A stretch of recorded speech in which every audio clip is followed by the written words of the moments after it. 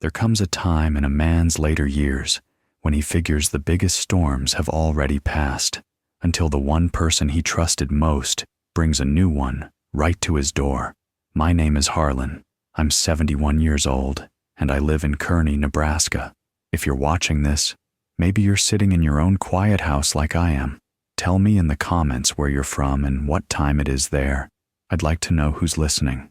I've been a farmer all my life, not the kind who inherited money and hired help, the kind who inherited dirt and sweat equity. 400 acres of Nebraska farmland that's been in my family since my great-grandfather broke the sod back in 1889. That's 5 generations of Johnsons working the same fields, sleeping under the same roof, teaching their sons what their fathers taught them. 10 years ago, I lost my wife, Evelyn. Cancer took her in the spring, just when the wheat was coming up green. After that, the house got quieter. The work got heavier. I found myself relying more on my only son, Travis, even though he'd moved to Omaha years before to chase what he called real opportunities. I suppose every father wants to believe his son will carry forward what he built. I certainly did. But if there's one thing I've learned in 7 decades, it's this. Trust is a currency, and some people will spend it all at once without thinking twice about the cost. This story is about a signature, just one signature on a piece of paper, made with good faith on a Tuesday evening in my kitchen. That signature cost me everything I'd spent my whole life building. It cost me the land my ancestors bled for. It cost me the future I'd imagined for my family name. But here's the thing about being 71 years old and having nothing left to lose. You stop worrying about playing fair. You start thinking about playing smart. Before we get too far down this road, do me a favor. If you're finding value in this story, hit that like button and subscribe if you haven't already, because what happened next taught me lessons I wish I'd learned decades ago. Sometimes the people closest to you are the ones you should watch most carefully. Travis thought he'd pulled off something clever. He thought his old man was too tired, too trusting, too country to see what was really happening until it was too late. And for a while, he was right. But underestimating someone just because they've got more years behind them than ahead, that's a mistake. And Travis made that mistake in a big way. I'm going to tell you exactly what my son did, how he did it, and what happened when the truth finally caught up with him. It's not a story about revenge exactly. It's a story about consequences, about how a man who thinks he's won everything can lose it all faster than corn withers in an August drought. That land wasn't just dirt to me. It was every promise I ever made to my father and his father before him. When I say my family farm meant everything, I need you to understand what that actually means. 400 acres sounds like a number, but it's not. It's my grandfather's barn standing at the property's north edge. Built in 1923, with hand-hewn oak beams he cut himself from trees that grew along Miller's Creek. It's the south field where my father taught me to read the soil by feeling it between my fingers, testing for moisture and texture before deciding what to plant. It's the kitchen window where Evelyn stood every morning for 43 years, watching the sun come up over land we owned free and clear. The soil itself is deep loam, dark and rich, the kind that doesn't exist everywhere. My great-grandfather chose this spot because the land had been bottom prairie, and generations of buffalo grass had built up nutrients that modern farmers spend fortunes trying to replicate with chemicals. We rotated corn, soybeans, and wheat, kept some pasture for a small cattle operation. Nothing fancy, nothing that made us rich, but it provided. Every spring, when the fields turned that particular shade of green that only comes when winter wheat pushes through the last frost, I felt something I can't quite name.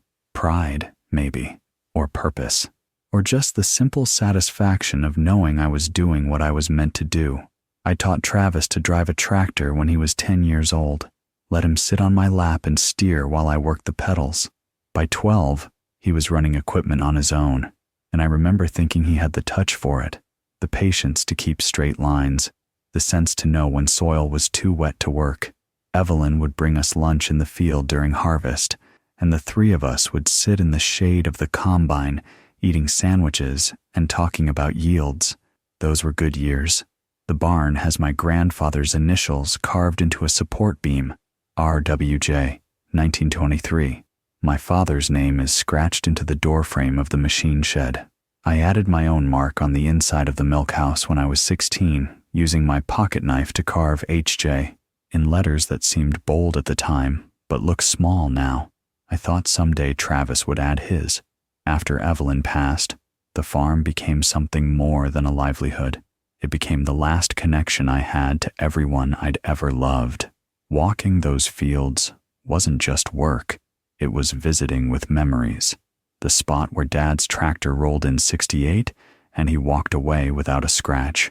The fence line Evelyn and I rebuilt together in '85, her wearing my old work gloves and complaining about splinters while I told her she could quit any time, knowing she wouldn't. The rise in the back 40 where we scattered her ashes because she said she wanted to stay with the land. 400 acres of history, of stories, of promises kept, and I was the last one standing to keep it going. For a while, I wondered if I could manage. Farming alone at 70 isn't easy. Equipment breaks. The weather doesn't cooperate. The work that used to take me a few hours started taking all day. But I pushed through because the alternative, selling to developers or corporate operations, felt like betraying everyone who came before me. Then Travis came home, and for the first time in a long time, I felt hope instead of worry. It was a Tuesday in April when Travis called and asked if he could come stay for a while. His voice had that sound a man gets when pride and necessity are fighting each other. He said his business in Omaha hadn't worked out, said his divorce was finalized, and he needed somewhere quiet to regroup. He didn't ask if it was okay. He just assumed, the way a son sometimes can, that his father's door would be open, and it was. I told him to come on. He arrived 3 days later in a Ford F-150 that looked too shiny for Nebraska roads, pulling a small trailer with boxes of what I guessed was his entire life from the city. He'd gained some weight around the middle. His hair was thinner than I remembered, but when he smiled and shook my hand, gripping it firm like I'd taught him, I felt something I hadn't felt since Evelyn died. I wasn't alone anymore. We fell into a rhythm pretty quick. I gave him the bedroom that had been his growing up. Still had the same oak dresser, though the posters were long gone. He helped with morning chores, fed cattle, checked fences, ran equipment when I needed an extra hand. For a few weeks, it was almost like having the old Travis back, the boy who used to race me to finish rows at harvest. But there were differences too. He spent a lot of time on his phone, took calls out on the porch, pacing while he talked in that fast city way I'd never gotten used to. And he talked about the farm differently than I did. Where I saw legacy, he saw assets. Where I saw history, he saw equity. About 6 weeks in, he started bringing up expansion, said there were investors interested in ag operations, people with money looking to diversify into farmland. He spread folders across the kitchen table after dinner, showing me charts and projections I could barely follow, talked about modern irrigation systems, leasing additional ground, maybe even starting an organic operation to catch the premium markets. I listened because he was my son, and because part of me wanted to believe he'd found a way to make the farm not just survive, but thrive. He said things like maximize efficiency and leverage our position. He used words like stakeholders when he meant family, but his enthusiasm was real. I could see it in his eyes, that spark I hadn't seen since he was young. One evening, after he'd spent an hour talking about yield improvements and market timing, he looked at me across the table and said, "Dad, I think we could really build something here, together." I wanted that to be true more than I can explain. For the first time in years, I thought maybe the farm would stay in the family after I was gone. It was a Thursday evening in late May when Travis brought the documents. I'd just come in from checking the south field. Corn was about knee-high, looking good, and found him at the kitchen table with his laptop and 3 neat stacks of paper. The setting sun was coming through the window, making the white pages almost glow. He looked up when I walked in, smiled that easy smile of his. "Hey, Dad, got a minute?" I poured myself coffee and sat down across from him. My back was sore from bending to check soil moisture all afternoon, and I was thinking more about supper than paperwork. Travis turned the laptop so I could see some kind of official-looking form on the screen. So the investor group I've been talking to, they're ready to move forward with the expansion plan, but we need to formalize the ownership structure for liability purposes. I nodded, not really understanding, but trusting he knew what he was doing. He'd always been smarter with business than me. He slid the first stack toward me. These are just standard LLC formation documents. Puts the farm into a limited liability company for tax benefits and protection. You stay as primary owner, but it creates a legal entity we can use to bring in the investment capital. The pages were dense with legal language, paragraphs of whereas and heretofore that might as well have been written in a foreign language. My reading glasses were upstairs on my nightstand. I squinted at the text, seeing my name, Harlan Edward Johnson, typed in bold near the top. "It's pretty straightforward," Travis said. He had a pen ready, one of those nice ones that probably cost more than I'd ever spent on a pen. "I just need your signature as current owner on these transfer documents, and we're good to go." Transfer documents. The word sat in my ear strange for a second, but Travis was already pointing to the signature lines, flipping pages, showing me where to sign, here, and initial here. I hesitated, not because I doubted him. I didn't, not really, but because signing papers without reading them went against every instinct my father had taught me. But Travis was my son. He'd come home. He was trying to help, and I was tired. I signed where he pointed. My handwriting looked shaky on the clean white paper, but it was legal enough. Travis watched me sign each page, and something changed in his expression. Just for a moment, I caught what looked like relief, the kind a man shows when something he's been worried about finally works out. But it passed quick, replaced by that smile again. "Thanks, Dad," he said, gathering the papers with careful hands. "This is going to be great for both of us. You'll see." I sipped my coffee and watched him stack everything back into a folder. "Neat, organized, done," he said. "It's just a signature, Dad. Nothing to worry about." Famous last words. That night, lying in bed, I kept thinking about those papers, about the word transfer, about how quickly Travis had put everything away, like he didn't want me looking at it too long. I told myself I was being paranoid, told myself age was making me suspicious of nothing, but sleep came slow that night, and when it finally did, I dreamed about my father standing in the south field, shaking his head. In a small town, bad news doesn't knock. It just walks right in and sits down at your table. 3 weeks after I signed those papers, I drove into town for feed. Kearney's not big. You see the same faces everywhere, people you've known 40 years or more. At the co-op, I ran into Bill Henderson, who farms the section east of mine. We were loading bags of mineral supplements when he said something that stopped me cold. "Saw surveyors on your back 40 yesterday. Big operation coming in?" I looked at him, confused. "Surveyors?" He nodded, adjusting his cap. "Guys with the reflector poles and that laser equipment." Figured Travis had something going. He mentioned expansion last time I saw him at Casey's. I told Bill I'd check on it, but my stomach had already started tightening. At the hardware store, picking up fence staples, Martha Yates, who works the counter, asked if the rumors were true. "What rumors?" I said. She looked uncomfortable, like she'd stepped in something she shouldn't have. Said folks were talking about development, about how the old Johnson place was finally being put to use. She caught herself, saw my face, and changed the subject fast. I drove home with those conversations circling in my head like crows over carrion.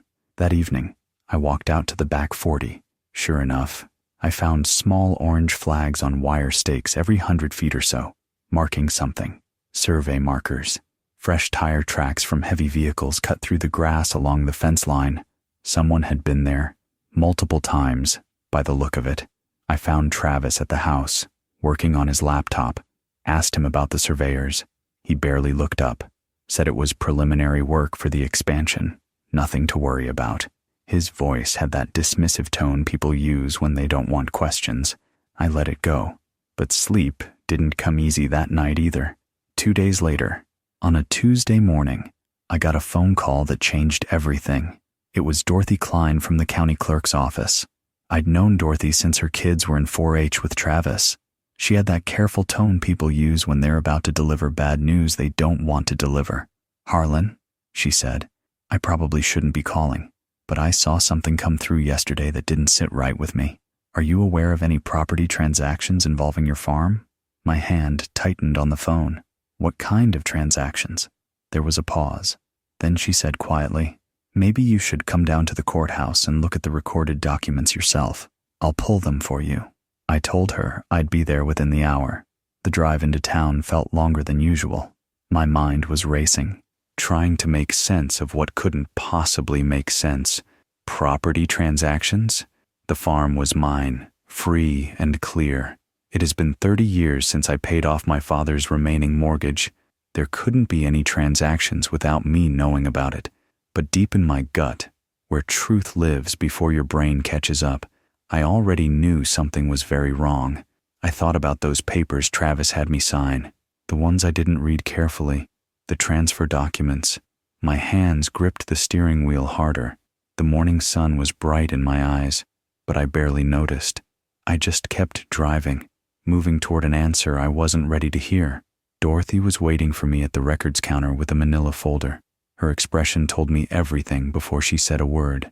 That look people get when they have to show you something that's going to hurt, and they wish they didn't have to be the one doing it. "I printed everything that was recorded," she said softly. "I'm sorry, Harlan."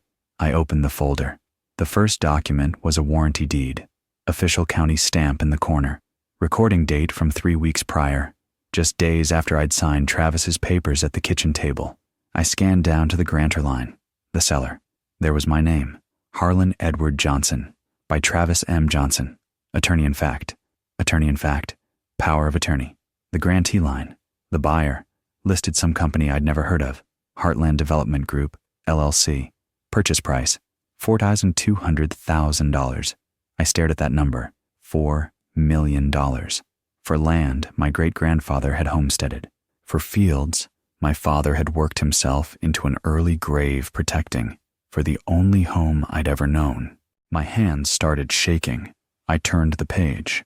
There it was, the power of attorney document itself, buried in what Travis had called standard LLC formation paperwork, legal language granting Travis Johnson full authority to act on my behalf in all matters regarding the property legally described as, and there was my signature at the bottom, my shaky handwriting spelling out Harlan Edward Johnson, witnessed and notarized.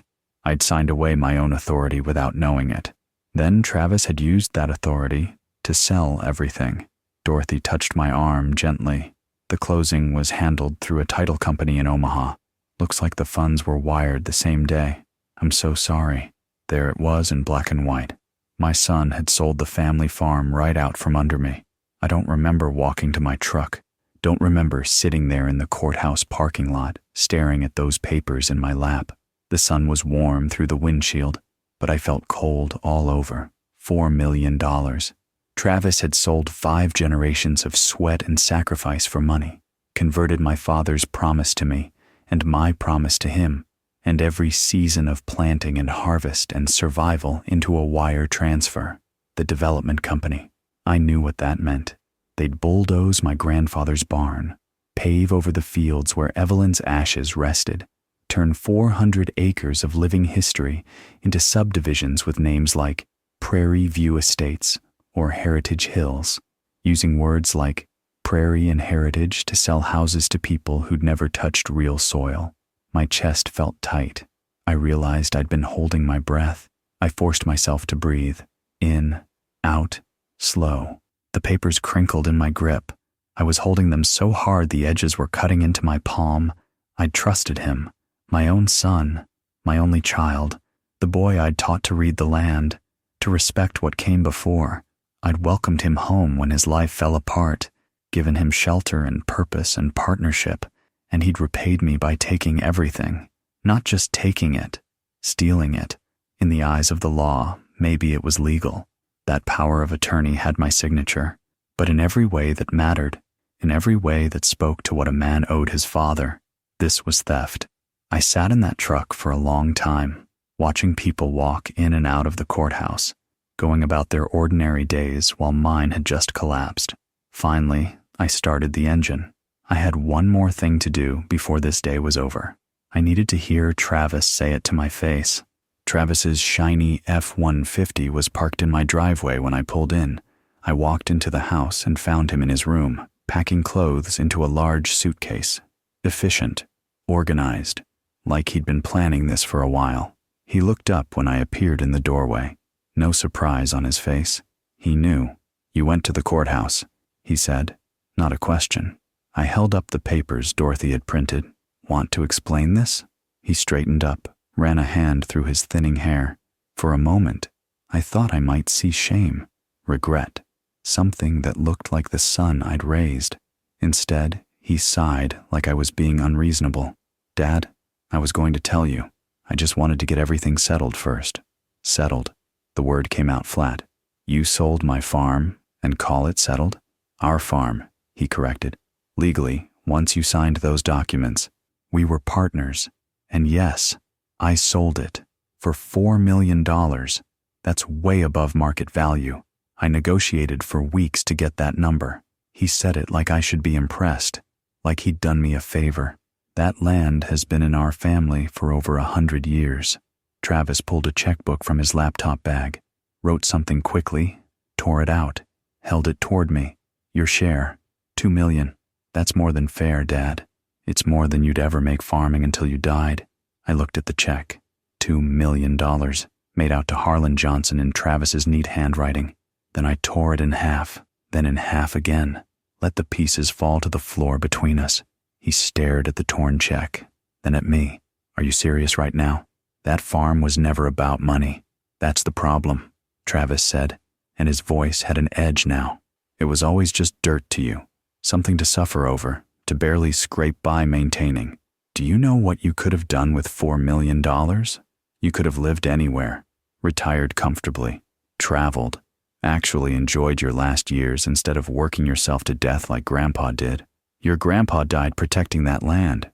He died broke and worn out at 63. Travis zipped his suitcase hard. "I'm not doing that, and I wasn't going to let you guilt me into doing it either. That farm was holding us both back. Us both. Like we'd been in this together." "You're right," I said quietly. "It was holding you back from being the kind of man who steals from his own father." He looked me in the eye and said, "You'll thank me later, Dad. It's just dirt. Just dirt." I felt something break inside me that couldn't be repaired. Not the anger. That would come later. This was deeper.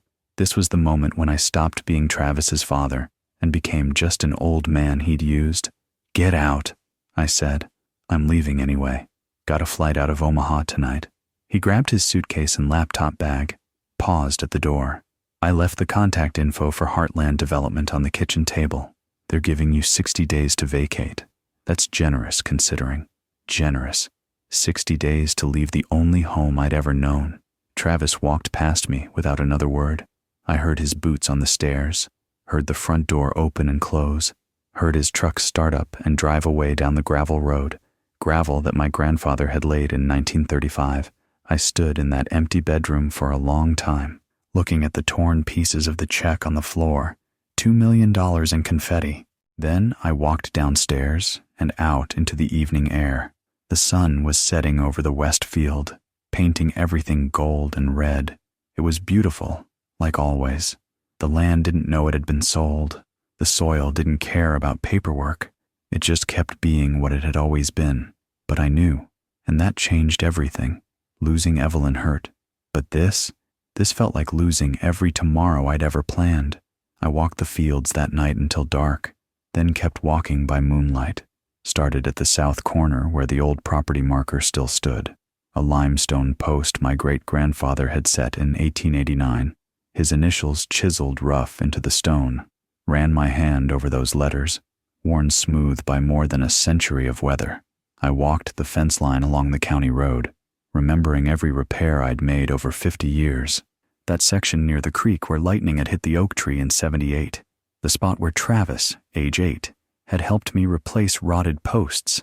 So proud when I let him tamp the dirt. I stopped at the barn, I stood in the doorway breathing in the smell of old wood and motor oil and hay, my grandfather's initials carved into the beam overhead. My father's tools are still hanging on the wall, organized the way he liked them. The milking stanchions we hadn't used in 20 years but kept anyway, because they were part of the story. All of it would be gone soon, bulldozed, buried, forgotten. I walked to the rise in the back 40 where we'd scattered Evelyn's ashes. The grass grew thick there, green even in dry years. I'd always thought it was because she was feeding the soil, giving life like she'd given life to everything she touched. I sat down in that grass and looked back toward the house, just a dark shape with one lit window in the distance. My house, for 60 more days. The anger that had been building since the courthouse finally broke through.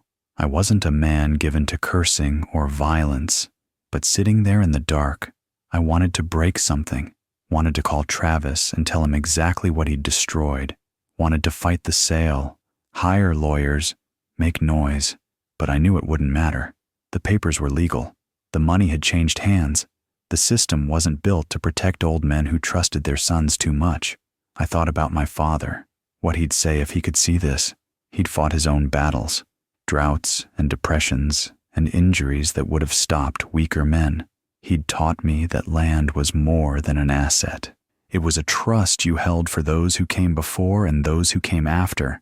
I'd failed that trust, not by choice, but I'd failed it just the same. The night was clear, stars thick overhead, the kind of stars you only see far from cities. I used to bring Travis out here when he was little, teaching him constellations. He'd been fascinated then, asking questions about distances and light years. When had he stopped looking up? When had he started seeing everything as something to use? Sleep didn't come that night.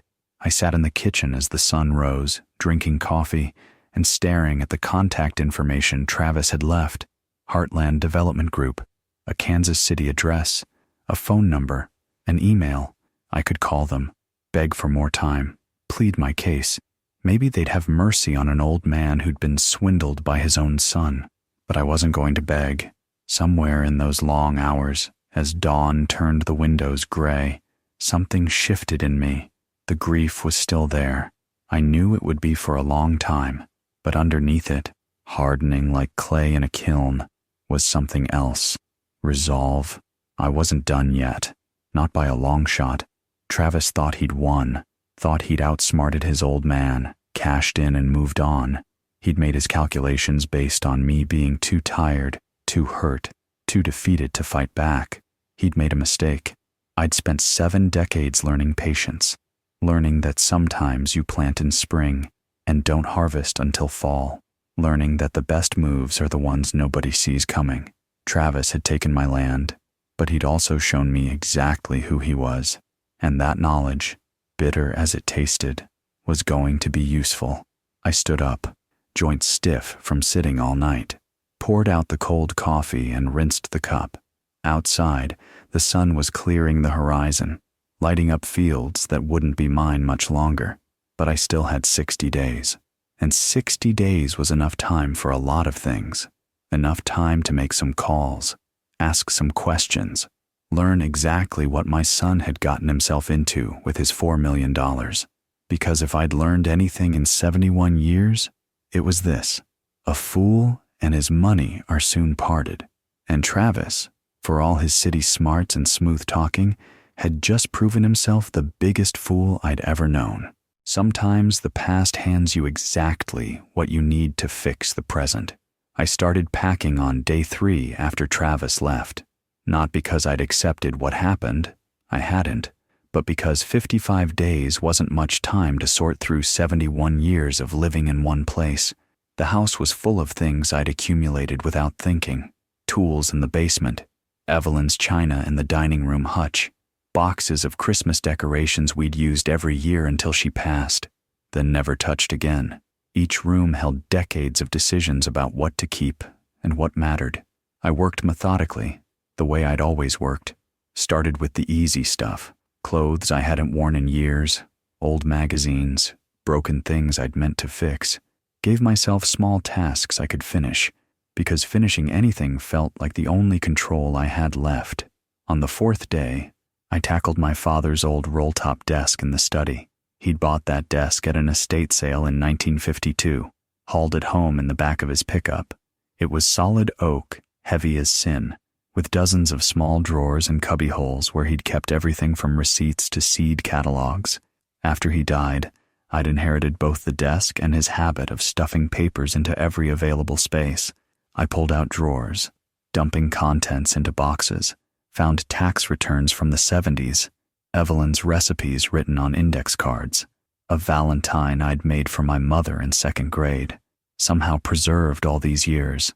Each discovery was a small knife wound, another piece of life that would have to fit into whatever smaller space came next. The bottom right drawer is stuck. I yanked hard, and it finally released, spilling files onto the floor, land documents, my father's careful handwriting labeling each folder, survey maps, abstracts, purchase agreements for the small parcels he'd added to the original homestead. And there, in a leather folder I'd never noticed before, the original deed from 1958. I sat down on the floor and opened it. The paper was yellowed, brittle at the folds, county recorder's stamp from Buffalo County, my father's signature at the bottom, and above it my grandfather's. A deed transfer from father to son, the same one I'd expected Travis would someday receive from me. But there was something else, a second document, clipped behind the deed, a reservation of mineral rights, dated the same day. I read it slowly, making sure I understood. In 1958, my father had separated the mineral rights from the surface rights, kept them in his name personally, never attached to the land itself. There'd been oil speculation in the area back then, companies buying up mineral rights from farmers who didn't know better. My father had been smarter than most. He'd filed this reservation specifically to protect against that. When he died, those mineral rights passed to me through his will, separate from the farm, a different piece of property entirely, legally speaking. I sat there on the study floor, holding papers my father had signed 67 years ago, and felt something I hadn't felt in days. Hope. The deed Travis had made me sign, the power of attorney, the sale to Heartland Development, all of it had conveyed the surface rights, the land itself, the buildings, the right to farm, to build, to use the property. But the minerals underneath, those were still mine. My hands were shaking again, but this time not from shock or grief. This was something different, something sharper. I thought about the property surveys my father had commissioned over the years, the soil tests, the agricultural assessments. I'd seen reports mentioning gravel deposits but had never paid attention. I was a farmer, not a miner. The topsoil was what mattered to me. But for someone wanting to build houses, for a development company planning to turn 400 acres into subdivisions, gravel mattered a lot. I carefully refolded the documents and placed them back in the leather folder. Then I stood up, joints protesting, and carried that folder to the kitchen table. I had some phone calls to make. The soil reports were in the basement, filed in metal cabinets my father had installed in the 60s. It took me most of the afternoon to find them, sorting through decades of agricultural records. But I knew they were there. My father had been thorough about documentation, and I'd inherited that habit even when I didn't see the point. The geological survey from 1987 was the most detailed. The county had commissioned it for infrastructure planning, testing soil composition across multiple properties. I'd received a copy because our farm was included in the study area. I spread the report across the kitchen table and read carefully. The technical language was dense, but the findings were clear.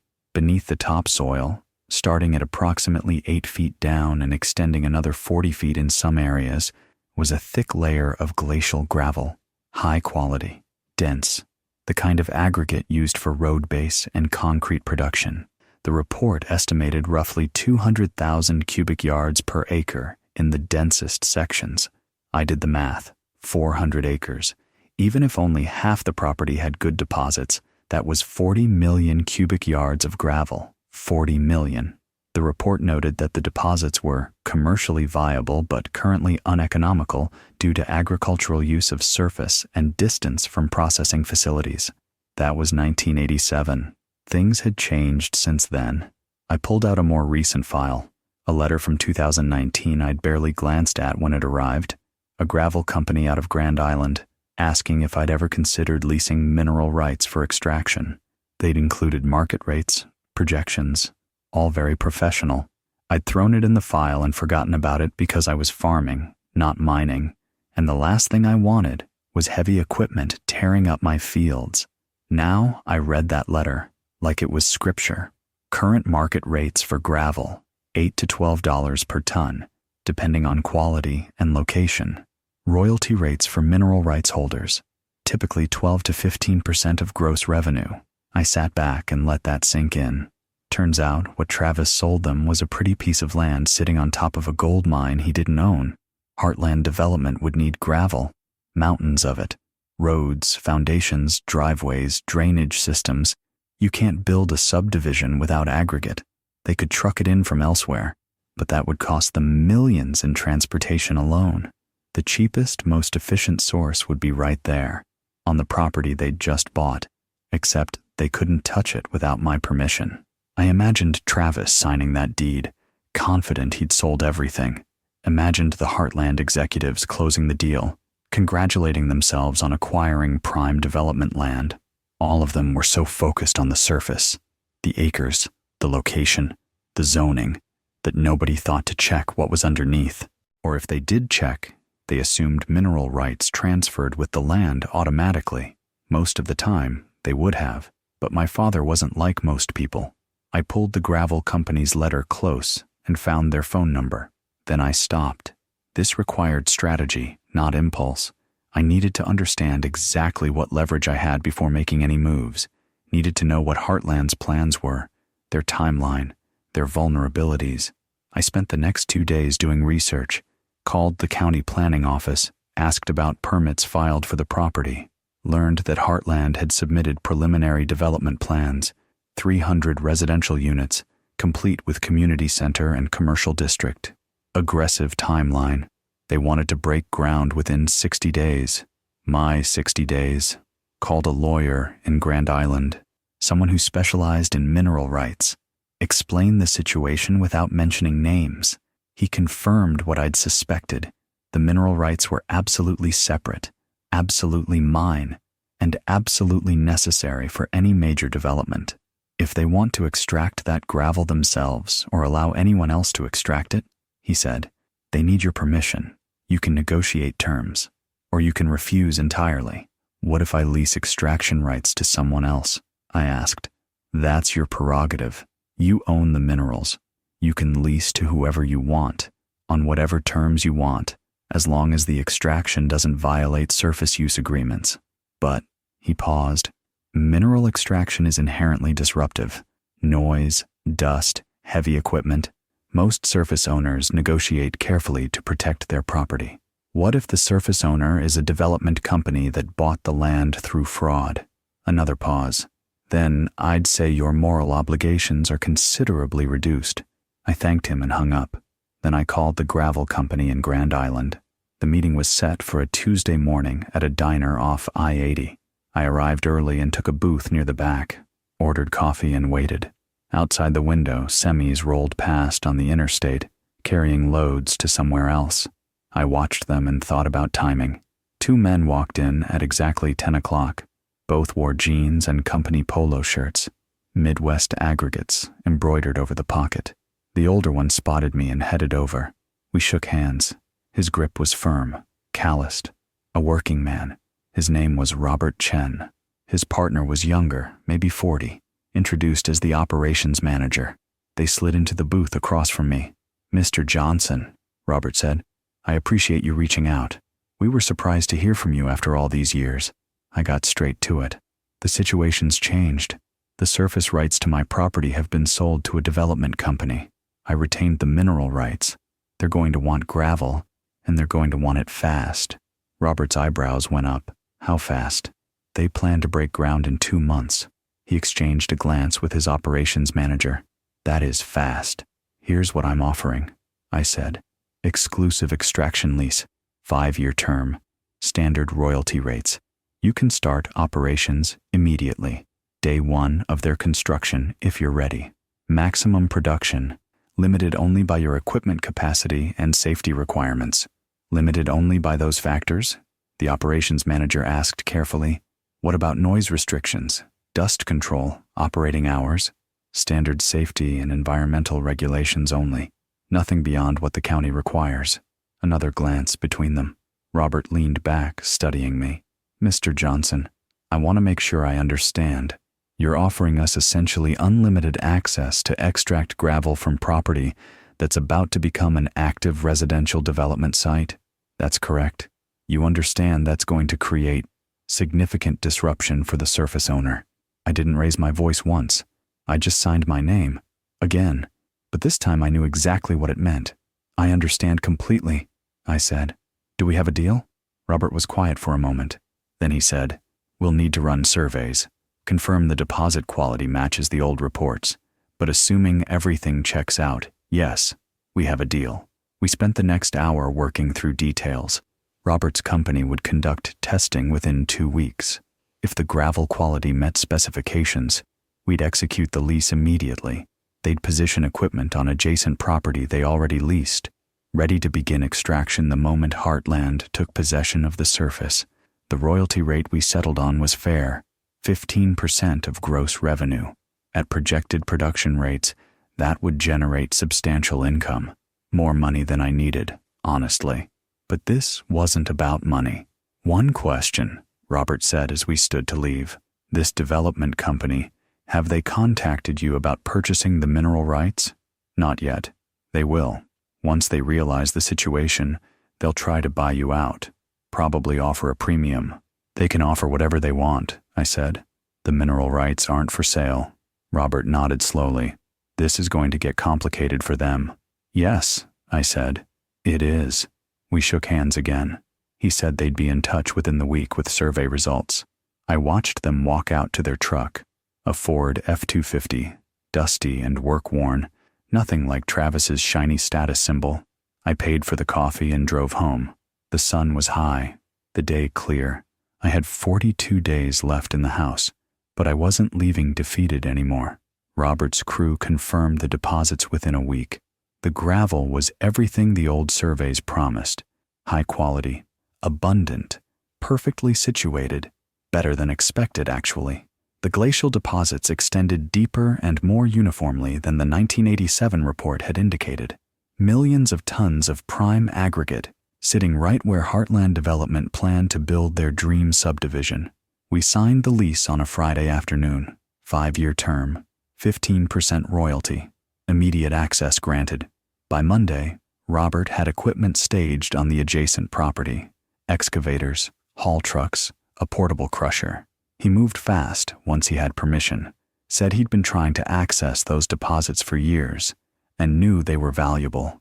Now he had his chance. I moved out of the farmhouse on day 57. I didn't need all 60. The small house I'd rented in town was nothing special. A 2-bedroom place on a quiet street, the kind of house built in the 60s for couples starting out. It had a small yard, a 1-car garage, no history, but it was clean, and the rent was cheap, and that's all I needed. Packing the truck that last morning was harder than I'd expected. I'd told myself I was ready, that I'd already done the grieving, but walking through empty rooms, seeing the rectangles of clean paint where pictures had hung for decades, hearing my boots echo on bare floors, that was different.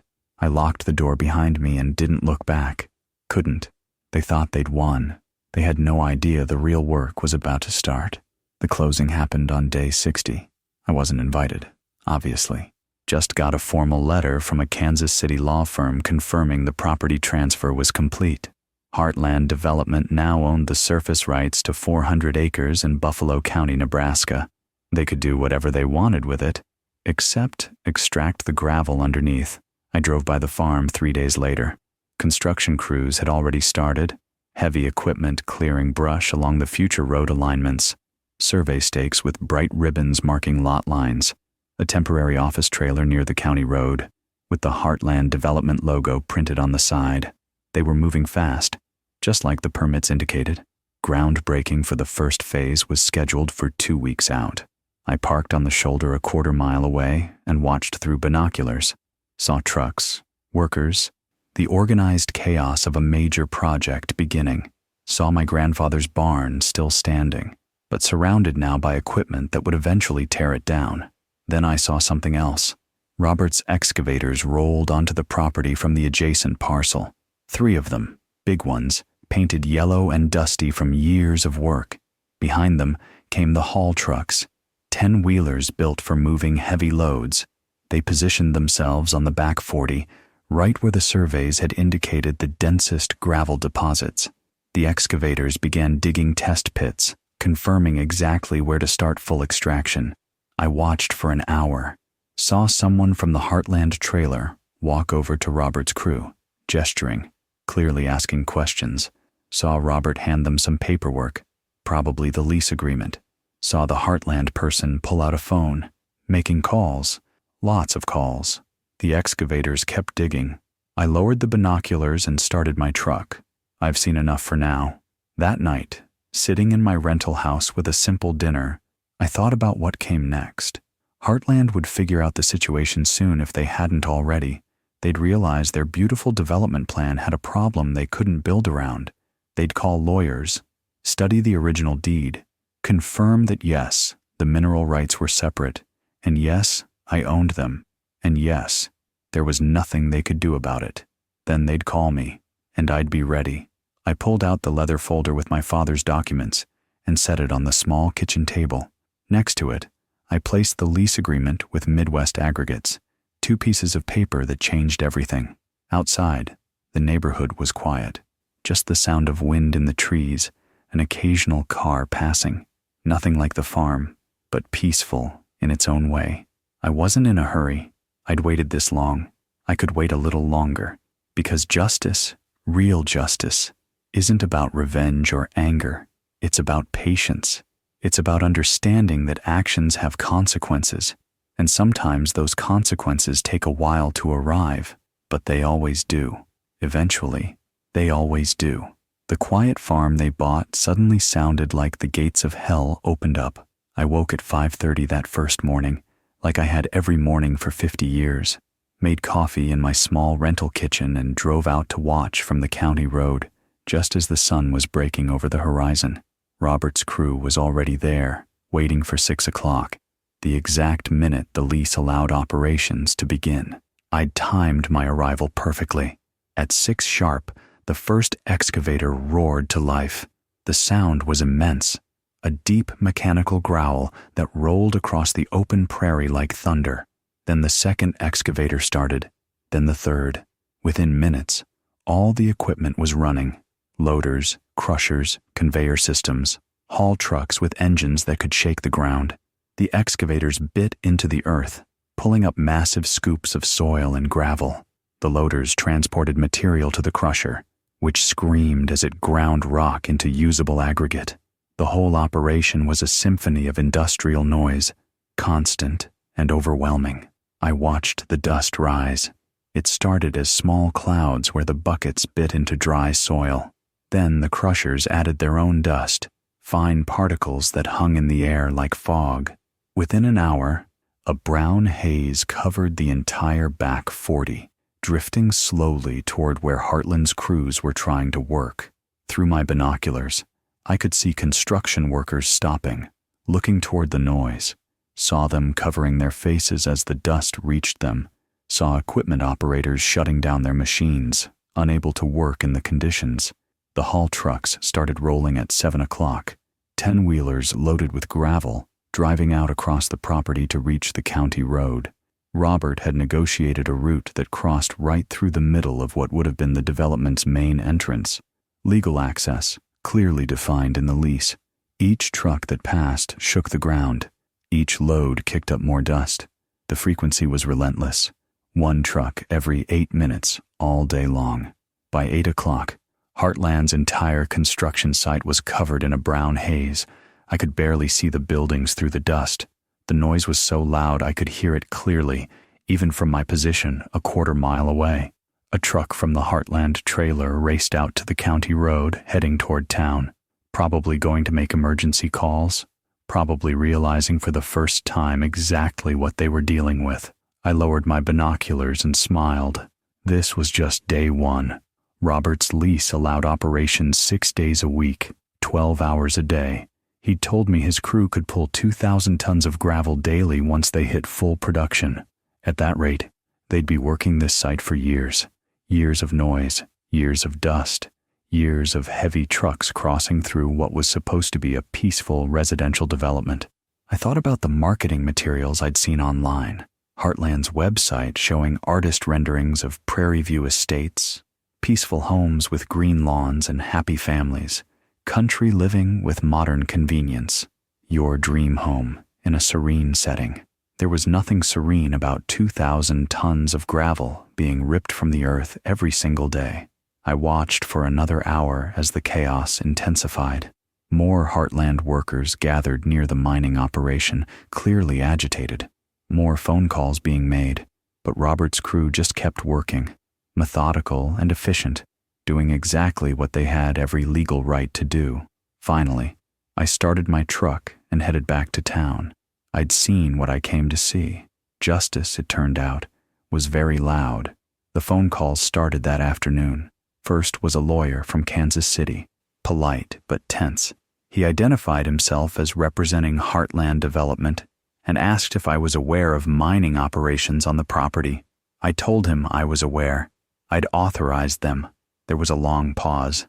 Then he asked if we could discuss the situation. I told him there was nothing to discuss and hung up. A second call came an hour later. Different lawyer, less polite, started with veiled threats about lawsuits, interference with business operations, something about tortious conduct. I let him talk himself out.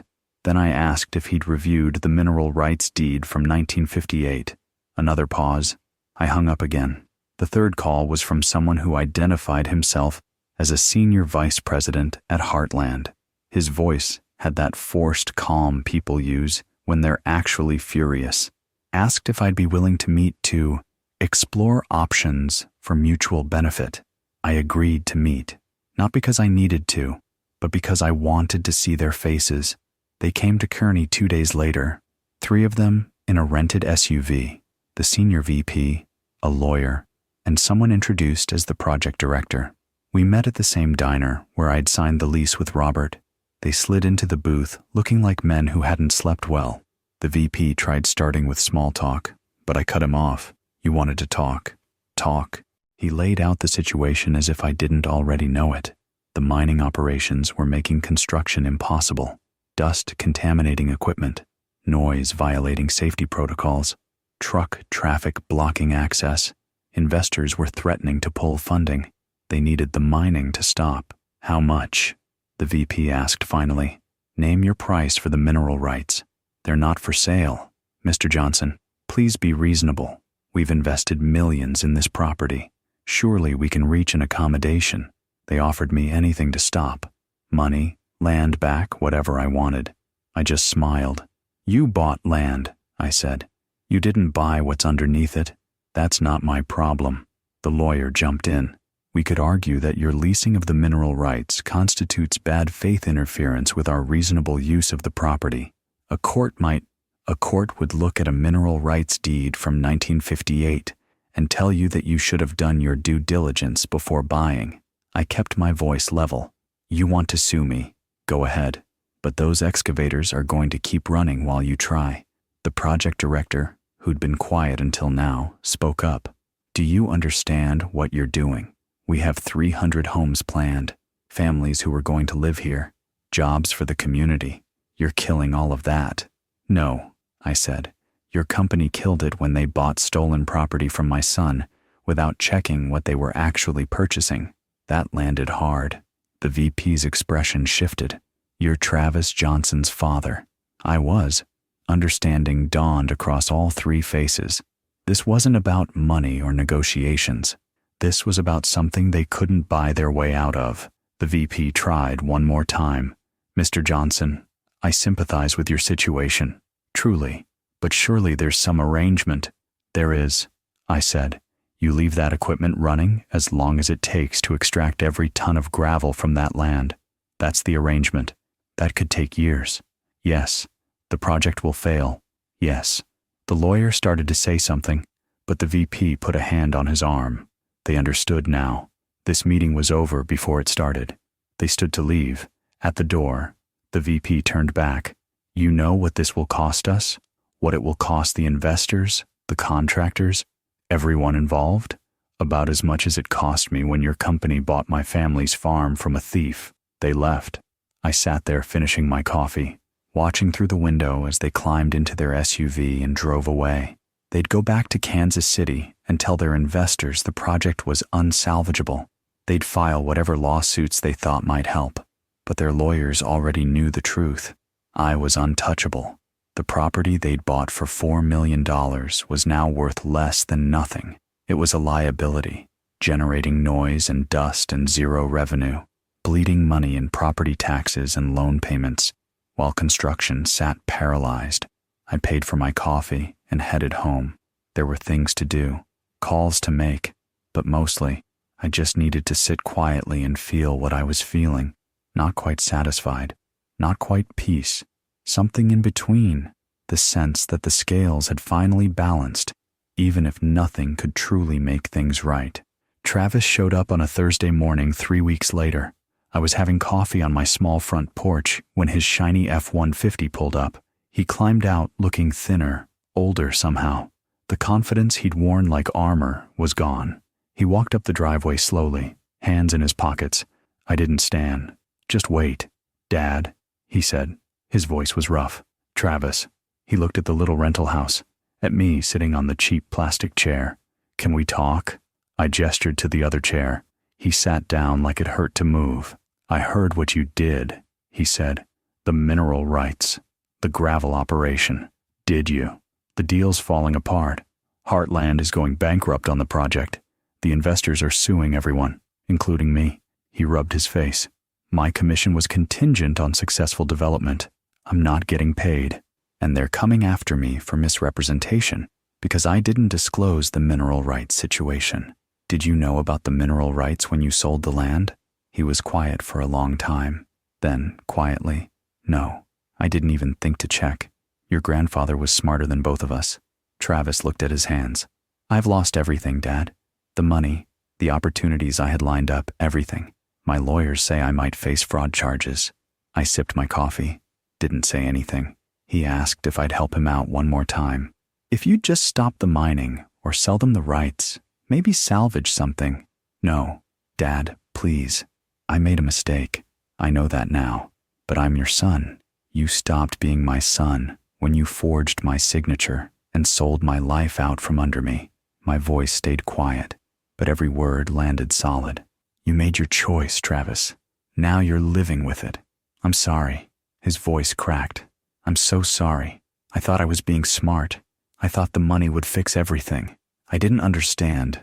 You understood perfectly. You understood that land meant everything to me, and you sold it anyway because you valued money more. I set down my coffee cup. Some things you can't buy back.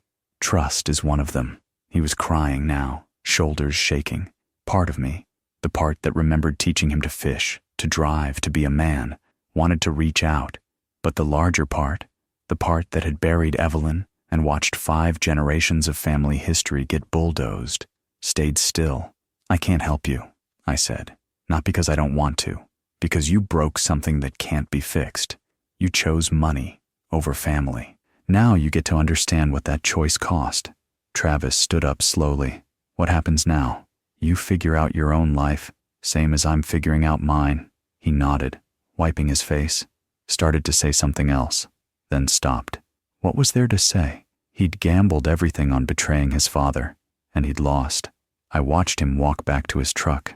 I watched him sit there for a minute before starting the engine. I watched him drive away down the quiet street. I didn't feel victorious. I didn't feel satisfied, just tired and sad and certain that I'd done the only thing I could do. He'd carried his betrayal into that conversation, hoping I'd absolve him, rescue him one more time. Instead, he left carrying the full weight of what he'd done. That weight was his to bear now, not mine. The foreclosure notice came 6 months later. Heartland Development had formally declared bankruptcy on the Prairie View Estates project. The property went into receivership, then foreclosure. No buyers emerged. Who wants 400 acres of farmland you can't develop because of perpetual mining operations? Eventually, the bank sold it at auction for less than a tenth of what Heartland had paid. Some investment group out of Denver bought it, probably hoping the mineral extraction would eventually end, and they could flip it for profit. They'd be waiting a long time. Robert's lease had 4.5 years remaining, and he was pulling gravel as fast as his equipment could manage. The deposits were proving even richer than expected. He'd already told me he'd want to negotiate an extension when the term ended. The royalty checks came monthly, 15% of gross revenue, just like we'd agreed. The amounts varied based on production, but they were substantial, more money than I needed for my simple life in the rental house. I set up a fund in Evelyn's name at the Community Foundation, money for scholarships, for families facing medical hardships, for the kinds of quiet needs that don't make headlines but matter to real people. The banker handling it asked what I wanted called. I told him just use her name, Evelyn Johnson Memorial Fund. That was enough. In the end, the farm wasn't lost. It just taught a lesson louder than any of us expected.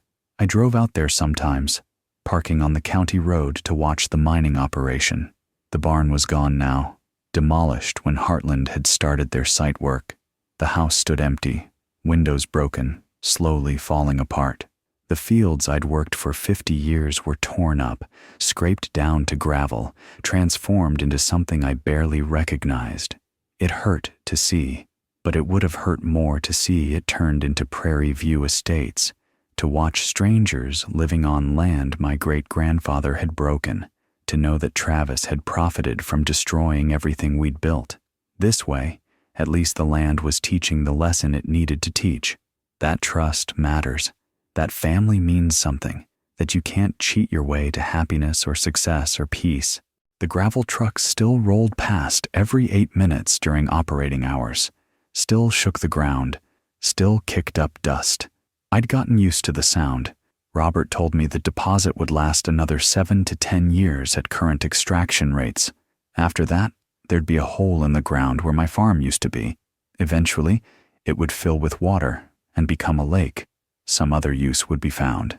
But for now, it was justice in its purest form. Consequences delivered slowly, methodically, exactly as deserved. I heard through mutual acquaintances that Travis had moved to Arizona, working some entry-level job, trying to rebuild from nothing. I didn't reach out, didn't wish him well or wish him harm, just accepted that he'd made his choices and I'd made mine. And now we were both living with them. On clear evenings, I sat on my small porch and listened to the neighborhood. Kids playing down the street. Someone mows their lawn. The simple sounds of ordinary life. It wasn't the farm, wasn't the life I'd planned, but it was honest and it was mine, and nobody could take it away because I'd signed something I didn't understand. I thought about my father sometimes, about what he'd think of how things turned out. I'd like to believe he'd understand, that he'd see I'd protected what mattered in the only way I could, not by holding onto the land itself, but by making sure the people who stole it paid the price. The mineral rights deed he'd filed in 1958 had saved me. His foresight, his careful planning, his understanding that protecting family meant thinking generations ahead, all of it had come full circle 67 years later to teach one final lesson. Some legacies aren't about what you leave behind. They're about what you protect, even when you're gone. And mine? My legacy wasn't 400 acres of Nebraska farmland anymore. It was something simpler and harder to destroy. It was the understanding that a man's word matters, that trust is sacred, that family isn't just blood, it's honor. Travis had learned that lesson the hard way. So had Heartland Development. So had everyone who thought an old farmer was too tired and too trusting to fight back. They were wrong, and the sound of those gravel trucks, running 12 hours a day, 6 days a week, was the sound of just how wrong they'd been. That sound would echo for years, and every time someone asked me if I regretted what I'd done, I'd smile and shake my head. Because justice, real justice, isn't quiet. It doesn't apologize. It just keeps running, steady and sure, until the lesson is learned. I didn't get the farm back exactly, but I kept what mattered most. 2 years have passed since that Thursday morning when Travis drove away from my rental house. 2 years of gravel trucks rolling, dust rising, and royalty checks arriving like clockwork every month. 2 years of living in this small house on a quiet street, learning what it means to start over at 73. The adjustment was harder than I expected. Not the smaller space. That part was easy. It was the silence I had trouble with. On the farm, even alone, you're never truly quiet. There's wind through the corn, cattle lowing in the pasture, the distant sound of neighbors working their fields. Nature fills the empty spaces. In town, silence is different. It's the absence of purpose, the knowledge that you're no longer part of the rhythm that governed your entire life. But slowly, I found a different rhythm. Coffee on the porch at sunrise, breakfast at the diner on Tuesdays, volunteer work at the food bank on Thursdays. Small things that add up to a life, even if it's not the life I planned. I drive out to the old property once a month, usually on a Saturday morning. The gravel operation runs 6 days a week, so Saturdays I can walk the fence line in relative peace. The farmhouse is still standing, barely. Robert's company uses it as an on-site office now.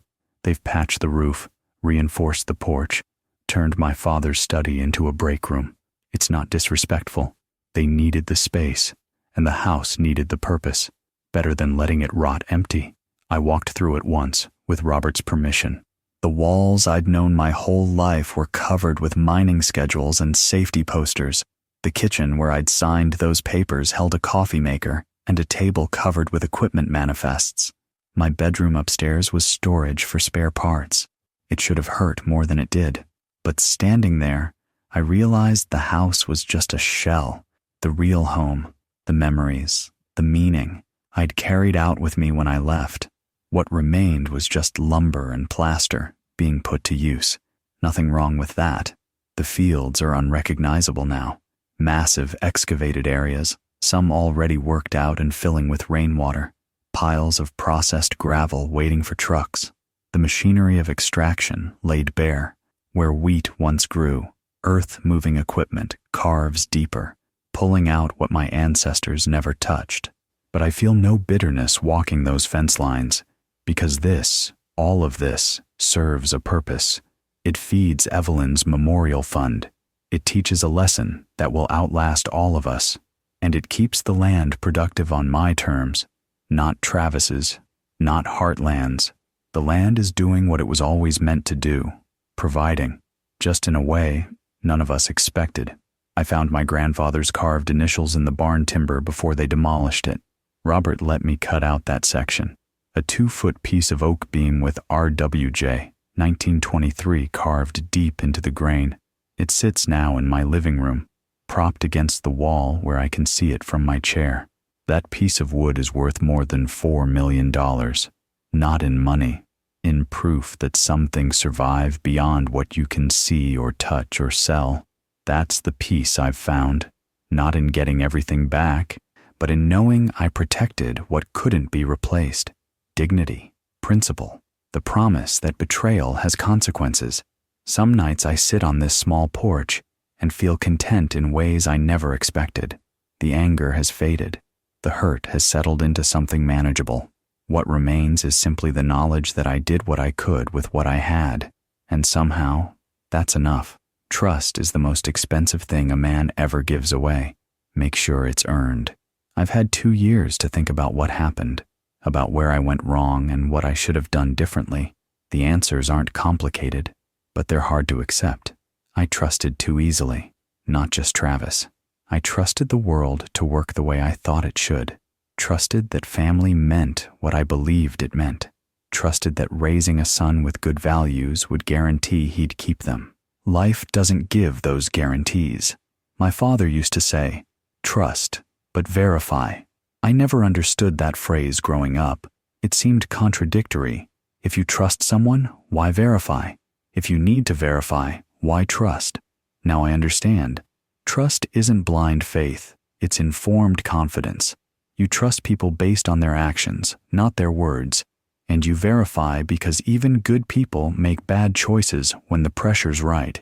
I should have read those papers Travis put in front of me, should have put on my reading glasses, taken my time, maybe even had a lawyer review them before signing. The fact that he was my son shouldn't have exempted him from basic prudence, but I wanted to believe, wanted to think that Travis coming home meant something had changed in him, that he'd rediscovered what mattered. So I signed without verifying, and I paid the price for that laziness. The lesson there isn't never trust anyone. It's protect yourself even when you trust. Sign documents you understand. Ask questions even when asking feels awkward. Value your security more than someone else's convenience. I've also learned about greed. Travis wasn't an evil person. He was a desperate one, and desperate people convince themselves that bad actions are justified. He told himself the farm was wasted on me, that I'd be better off with cash, that he was doing us both a favor. Greed is like that. It doesn't announce itself as greed. It disguises itself as practicality, as efficiency, as doing what's smart. Travis thought he was being smart. He thought $4 million made him successful. But real wealth isn't in bank accounts. It's in being able to look at yourself in the mirror. It's in having people trust you because you've earned it. It's in knowing that when you're gone, your name will be spoken with respect. Travis traded all of that for money, and money, as he discovered, disappears fast when you build on a foundation of betrayal. The other lesson is about legacy. My great-grandfather didn't homestead that land so his great-great-grandson could turn it into quick cash. He did it to build something permanent, something that would provide for generations if we were smart enough to protect it. Legacy means thinking beyond yourself, beyond your lifetime, beyond your immediate needs. It means understanding that you're part of a chain. Someone handed you something precious, and your job is to hand it forward intact. Travis broke that chain. He looked at 5 generations of history and saw only equity. That's the real tragedy. Not that I lost the farm, but that he never understood what it represented. I can't fix Travis. Can't make him understand what he threw away. He has to live with his choices, and maybe someday he'll grow wise enough to regret them properly. But I can offer what I've learned to anyone willing to listen. Read what you sign. Question what you're told. Protect what matters. Value character over convenience. Remember that the cheapest person you'll ever meet is someone willing to sell their integrity. And most importantly, trust is earned slowly and lost instantly. Give it carefully. Protect it fiercely. And never, ever assume that blood relation exempts someone from earning it. Those lessons cost me everything I'd built in 71 years. But they're true, and they're worth passing on. Because somewhere, someone else is sitting at a kitchen table, being handed papers by someone they love, and they need to know. Read them carefully before you sign. If this story stirred something in you, type, "I've been there," down below. I'll read everyone. I'm talking now to you specifically. The man watching this video, maybe in the evening after a long day, maybe early morning with your coffee, like I'm having mine. Maybe you're retired like me, or still working, or somewhere in between. I'm guessing this story hit you somewhere deep, not because it's unique. I know it's not. It's common as dirt. This experience of family letting you down, of trusting the wrong person, of learning hard lessons when you thought you were past the age for learning them. You've probably got your own story. Maybe not about land, but about something that mattered just as much. Maybe a business partner who betrayed you, a child who chose poorly, a sibling who proved they valued money more than blood, a spouse who walked away when things got hard, or maybe you're the one who's still in the middle of it, still dealing with the Travis in your life. Still trying to figure out how to protect yourself without destroying the relationship. Still hoping that somehow it'll work out if you just trust a little longer. I want you to know something. You're not alone, and you're not weak for feeling what you're feeling. The hardest part of getting older isn't the body breaking down. It's not the aches or the limitations, or even the closer view of mortality. It's the disillusionment, the slow realization that people you counted on aren't who you thought they were, that the world doesn't honor the values you were raised with, that doing right doesn't guarantee things will work out right. That's heavy, and there's no shame in admitting it weighs on you. But here's what I've also learned. You're tougher than you think. You've survived every bad day you've ever had. You've made it through losses and betrayals and disappointments that would have broken your younger self, and you're still here, still standing, still capable of fighting back when you need to. This story I've told you, it's not about revenge, exactly.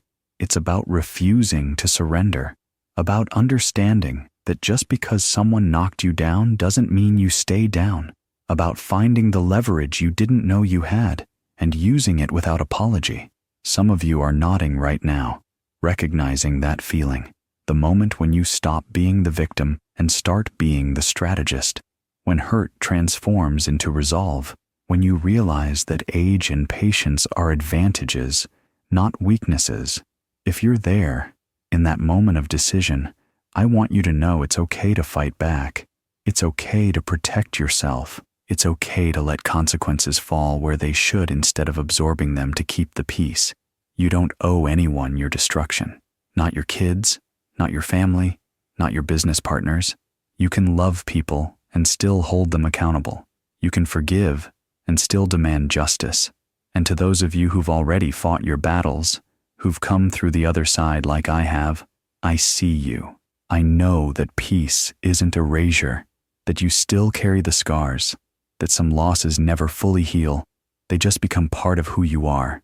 But we're still here, still morning coffee and evening sunsets, still finding reasons to get up and keep going, still capable of wisdom and humor and maybe even joy, even after everything. So drop a comment.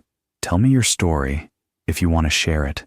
Tell me where you're from, what time it is, what you're dealing with. This isn't just a video, it's a conversation. One older man talking to others who understand what it's like to be where I've been. And if you found value in this, hit that subscribe button. Share it with someone who needs to hear it. Because these stories, our stories, they matter. They're how we teach each other that survival is possible, that dignity is worth fighting for, that the last chapter doesn't have to be about loss. We're still writing our stories, you and I, and we get to decide how they end. Travis thought he'd won big. Turns out the last laugh belonged to the dirt he called just dirt. I'm sitting on my porch right now as I finish this. It's evening, that time when the light goes golden and the world gets quiet. I've got my coffee, always coffee, even this late, and I'm watching the sun settle toward the horizon. It's peaceful here, not peaceful, but peaceful in its own way. Tomorrow I'll drive out to the property again, walk the fence line, check on the gravel operation. Robert mentioned they're expanding into a new section, which means another few years of production, another few years of royalty checks, funding Evelyn's memorial scholarships. Some kid in Buffalo County will go to college next year on money pulled from land my great-grandfather homesteaded. That kid won't know the story behind it, won't know about Travis or betrayal or mineral rights. They'll just know someone believed their education mattered. That's legacy, the real kind. I think about Travis sometimes, wonder if he's found any peace in Arizona, wonder if he ever thinks about what he gave up for money that disappeared faster than morning dew, wonder if he tells people about his father, or if I've become a story he'd rather forget. I don't wish him harm, don't wish him well either. Mostly, I just hope he learns what he needs to learn, even if it takes the rest of his life. The farm, what's left of it, continues teaching lessons. Every truck that hauls gravel off that property is proof that short-term thinking loses to long-term planning, that your father's foresight can save you generations later, that paper and ink and recorded deeds matter more than handshake agreements and family assumptions. Heartland Development learned that lesson the expensive way. $4 million turned into a bankruptcy. Dreams of Prairie View Estates turned into a cautionary tale in real estate investment circles. I heard they use it now in business schools. an example of inadequate due diligence. I don't take pleasure in their failure, but I don't regret it either. They bought stolen property. They paid a thief. They gambled that an old man wouldn't fight back. They were wrong, and wrong has consequences. The last laugh, if you can call it that, isn't about triumph. It's simpler than that. It's about waking up each morning knowing I didn't surrender, knowing I used what my father left me to protect what mattered, knowing that 5 generations of Johnsons didn't work that land for nothing. The soil Travis dismissed as just dirt turned out to be the only thing that couldn't be taken. Not the surface, maybe, not the buildings or the fields or the life I knew, but what was underneath, what my father had the wisdom to separate and protect, that remained mine. That became the foundation of everything that followed. There's poetry in that, I suppose. The thing Travis thought worthless turned out to be priceless. The old man he thought defeated turned out to be dangerous. The signature he dismissed as routine turned out to be the signature that undid him. I smile thinking about it. Not a bitter smile anymore. Just the quiet satisfaction of a man who's lived long enough to see the wheel turn full circle. My coffee's getting cold. The sun's almost down. In a few minutes I'll go inside, make some dinner, maybe watch the news. Tomorrow will come like it always does, bringing whatever it brings. I'll meet it the way I've met every day since this started, with my eyes open and my spine straight. That's all any of us can do, really. Face what comes, protect what matters, stand firm when the world expects you to fold. And remember, always remember, that trust is earned. Family is actions, not just words, and sometimes the quietest man in the room is the most dangerous one. Travis learned that. Heartland learned that. And maybe, just maybe, someone watching this will learn it too, before they need to learn it the hard way. The land is still there. Changed, yes. Unrecognizable in some ways, but still producing, still providing, still teaching lessons to anyone willing to listen. And me? I'm still here too. 73 years old, living in a rental house in Kearney, Nebraska, drinking coffee on a small porch while the sun goes down. I lost the farm, but I kept my dignity, kept my principles, kept the promise I made to my father and his father before him, that some things are worth protecting, no matter the cost. In the end, that's enough, more than enough. That's everything. If this story meant something to you, do me one last favor. Hit that like button, subscribe to the channel if you haven't already, and drop a comment telling me where you're watching from and what time it is there. I want to know who's listening. I want to know I'm not alone in this, because we're all in this together. Those of us who've lived long enough to know that life isn't fair, but justice is still possible. That betrayal hurts, but survival is sweeter. That the last chapter can still surprise you if you're stubborn enough to keep writing it. Thank you for listening to an old man's story. May you never need the lessons it taught, but if you do, may you remember them when the time comes. The gravel trucks are still running, and that sound, that beautiful, relentless sound, is the sound of consequences catching up. That's justice, and it's music to my ears.